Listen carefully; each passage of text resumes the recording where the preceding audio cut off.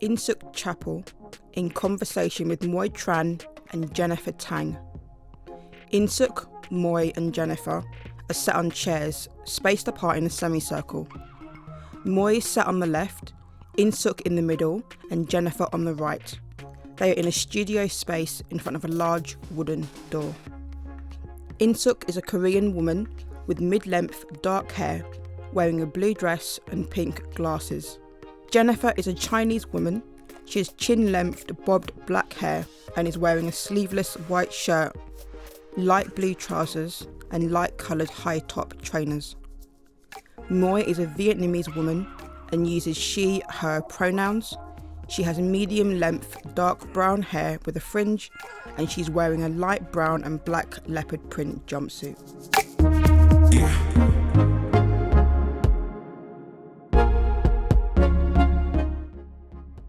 Hello, my name's In-Sook Chappell and I wrote the Free9. Hi, I'm Jennifer Tang. I'm a director and theatre maker. I'm going to be talking today about how I might approach directing the Free9. Hello, my name is Moi Tran.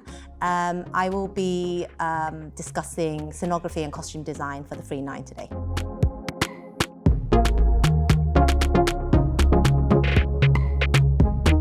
So I was writing another play about North Korea called Pyongyang when the Laos 9, which this play was based on, was in the news. I got really caught up and invested in that story and wanted to see the outcome. And when I was approached by the National Theatre to do a connections play, it just seemed the perfect play for a large group of young people. I mean, the original story was these 9 orphans from North Korea who escaped into China and then were sort of taken in by a pastor who helped them escape through China and then into Laos, where they were taken into detention. And also at the time, there were a lot of stories coming out of the jungle in Calais. There was just a lot of immigration stories in the news, so that really resonated. I mean, this is a very specific North Korean story, but obviously I was sort of aware when I was writing it of all the other stories that were coming through. I suppose one of my motivations for writing this play, and especially for a play to be read by, performed by, and watched by young people and adults, is I wanted young people to feel this could be me. Like, this could very easily be me. So yes, it's a really specific play, but I think I've tried to write it with a sort of universality and to deal with subjects that maybe kids growing up in this country are also dealing with, just in terms of friendships, sexuality, possibly drugs. The boys in the play were in a street gang, so maybe kids have come into contact with gangs if they're in inner cities. So yeah, I really wanted English kids studying, performing this play to feel like this could be me and not, yes, it's specific, but see beyond the cultural difference.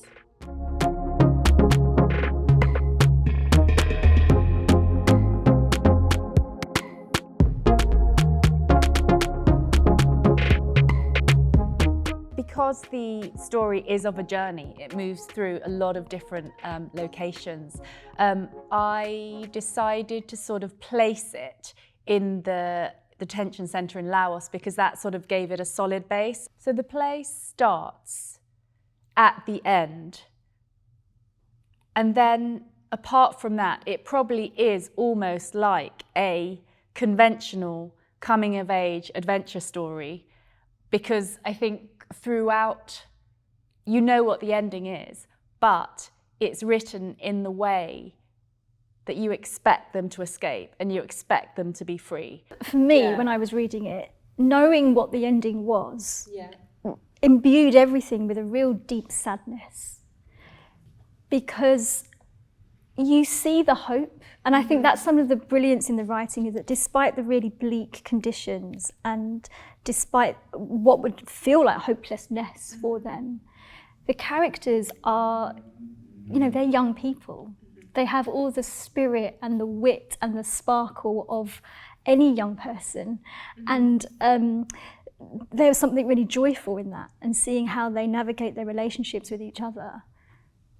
But when you've got the knowledge of what awaits them, there's something, the tension between those two things is almost kind of unbearably sad.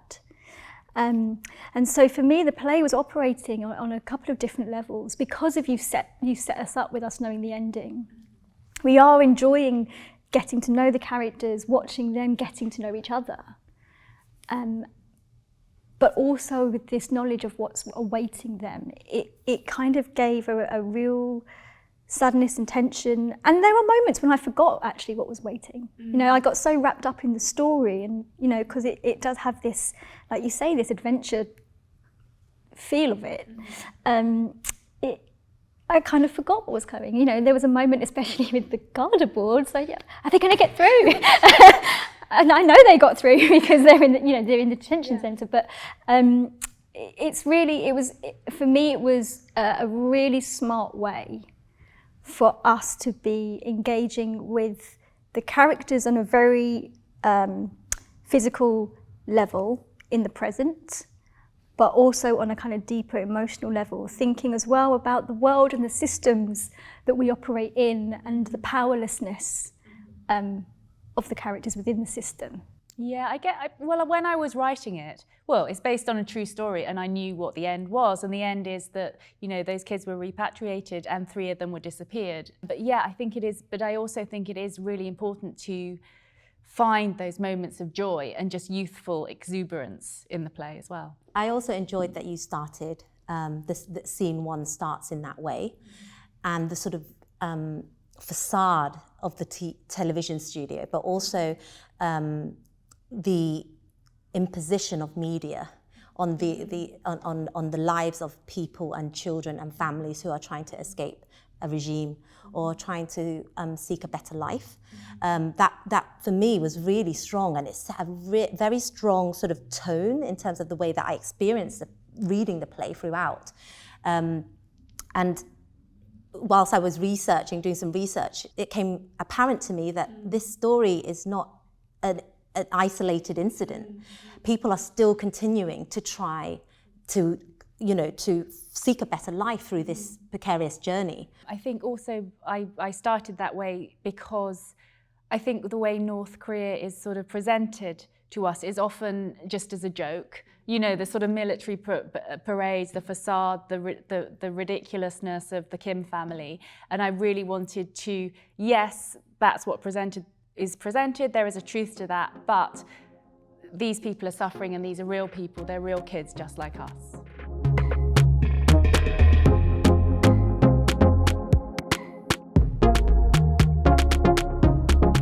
So I guess when a play first comes to me, the first conversation would probably be between us.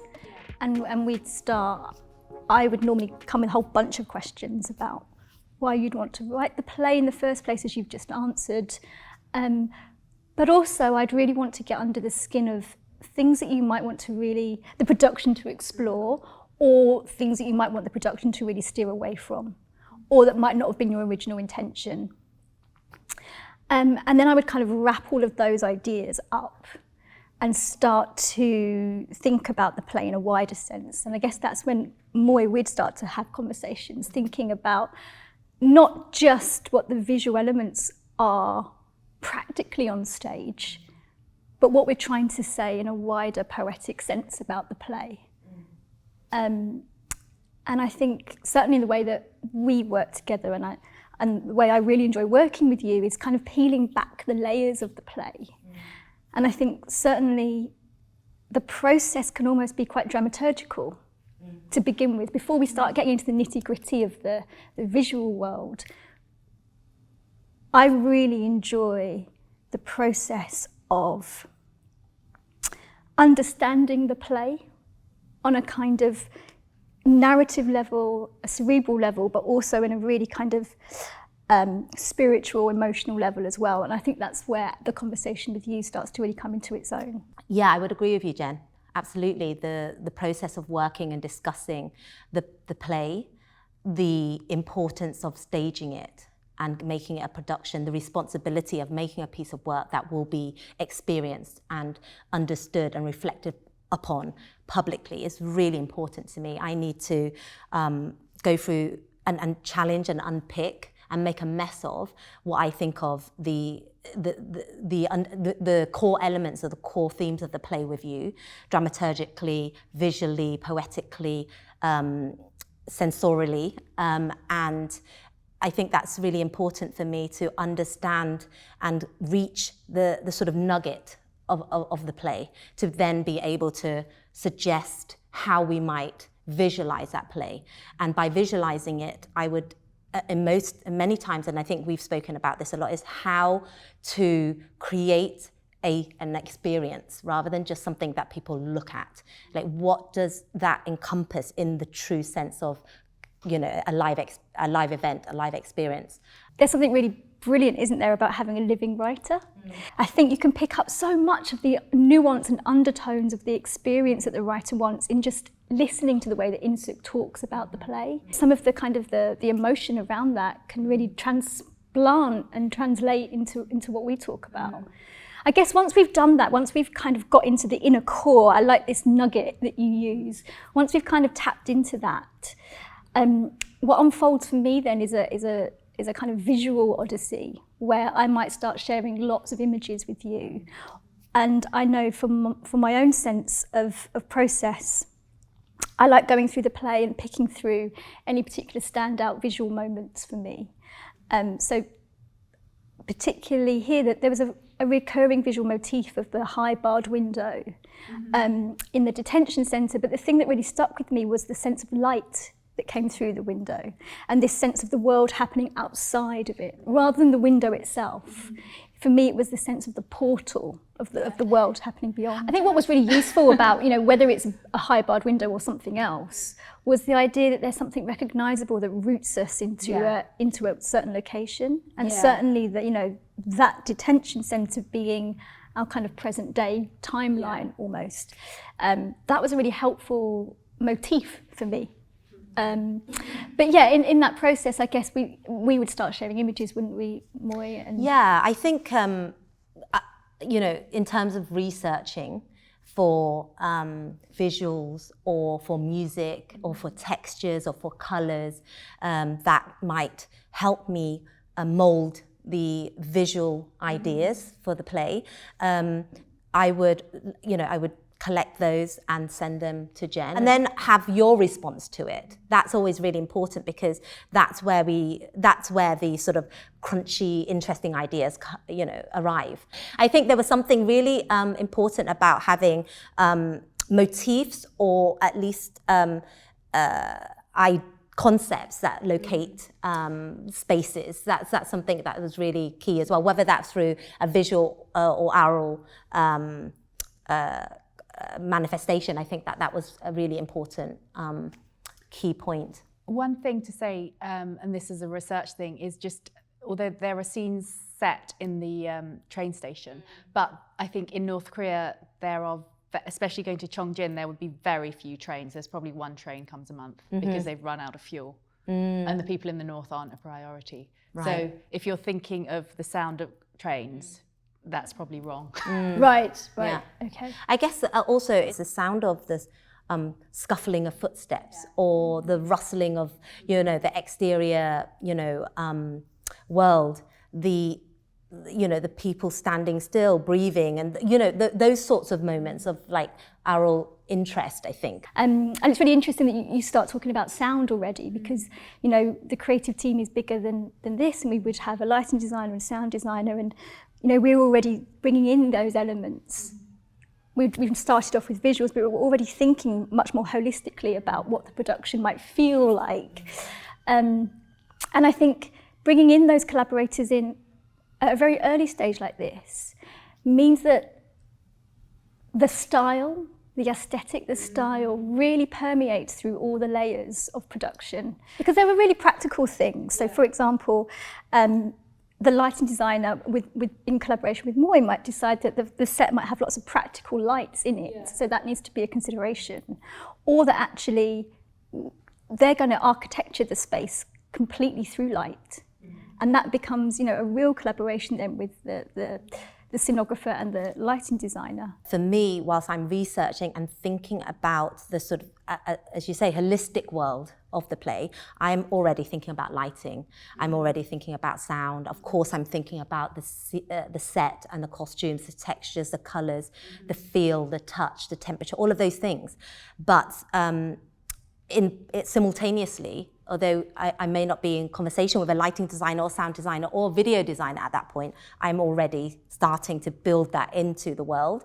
And I usually have, you know, mood boards or reference boards that are lighting specific, you know, to guide me, and something that I usually like to share with the lighting designer as a way to start conversation, dialogue, as a jumping off point. Once we've unpacked a little bit what the world is that we're trying to create, we might then kind of pick through the play and start to think about some really specific needs of the staging. The fact that, you know, this is a large cast, which is wonderful. But, you know, we have a cast of the 9 children, we have the cast of the Forgotten. So the stage has to be, the playing area has to be big enough to hold all of those people. And I'm thinking about specific moments as well, such as the big K-pop number, which might be, you know, when they're practicing, could be confined and small, and that's fine. But, you know, in that, towards the end where we get the fantasy moment, it feels like that needs space to breathe. I think in terms of the research process and that thinking behind that period, simultaneously we would be referring to the technical plans. I would be working in a model box as soon as possible, getting into a model box and imagining the world in a three-dimensional form. And most of the times there will be variations in terms of how you can configure that space and how we can configure seating. I think in this instance, we're looking at the Dorfman, and in its configuration, it's quite end-on. And so for me, those would be definitely conversations that we would be identifying through the process to say, oh, well, these are the ideas, but how could we realize them in a space that is end-on? Or do we want to relook at the end-on space? Is there a possibility of making it in some way more in the round? And how do we do that? How do we involve the audiences a little bit more? You know, all of those conversations would be happening simultaneously, so that the space, the physical space, the possibilities of the physical space are able to facilitate our ideas. And in terms of the cast as well, like the chorus and the Free9, there are quite a lot of bodies on stage, and there are moments when we do want there to feel like there's a huddle, but there are other moments when we want to feel the sparseness and the expanse of that space. And how do we choreograph that and block that for sure?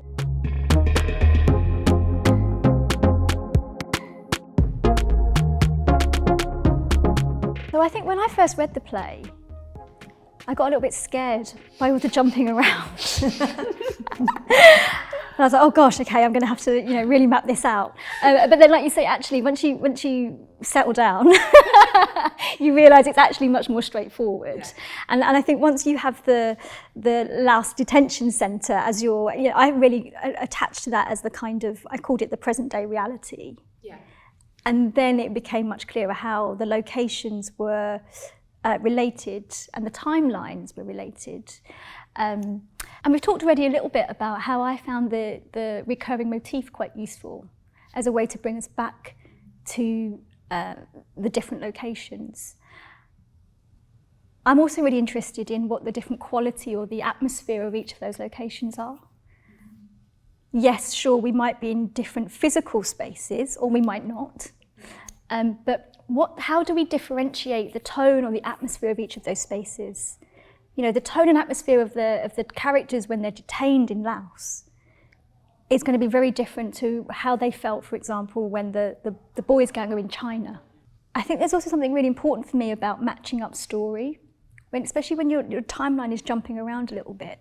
It can be really important to remind the cast of what's just happened in that particular timeline, so that they're already playing the reality of that location rather than the reality of the location we might have just been in the timeline of the play, if that makes sense.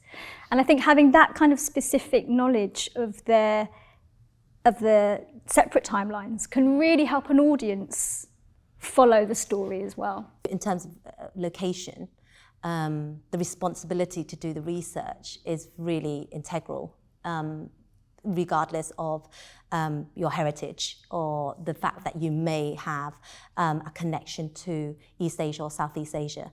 I think we have to take that very seriously, that we're doing as much research and able to visualize that and to communicate that well and responsibly. So, for example, it is interesting that we have some very concrete spaces, locations, Laos, China, and Korea. And although most people in the West may think of those countries in proximity, that they are very similar, they are completely different in so many ways. And there was a scene on the beach that particularly struck me, because that felt to me like the moment when they let their guards down. The young people are able to let their guards down and enjoy being together on the beach. And when I then researched the area of China, Qingdao, I realized that actually, the architecture, it wasn't what I imagined that area of China to be like.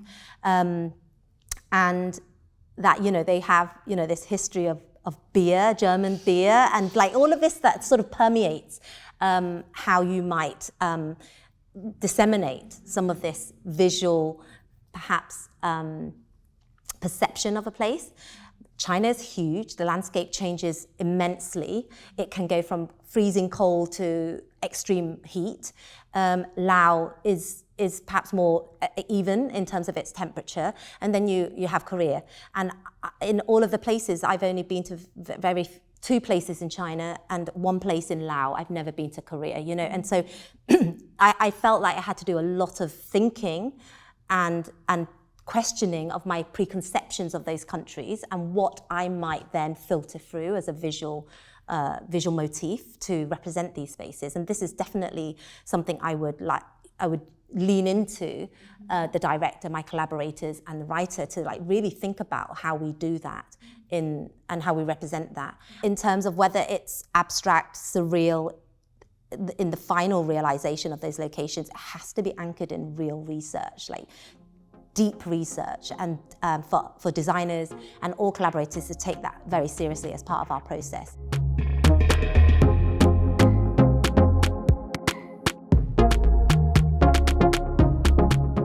My instinct is, thinking about Minnie's fantasy world, is that is a real moment of spectacle. And in a play that, does have its moments of lightness, but for me has a real overwhelming sense of sadness. That sequence feels to me one of complete escape and fantasy and joy and light, physical light, as well as emotional lightness. And I'd love to know what that transition might look like, to go from this world that we've created into suddenly this explosion of joy and colour and brightness.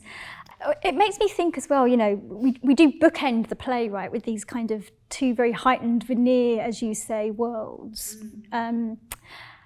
And I'm interested in how we differentiate between those two worlds for an audience. Because actually, yes, we do have the manufactured K-pop world, but there is an innocence to that, right?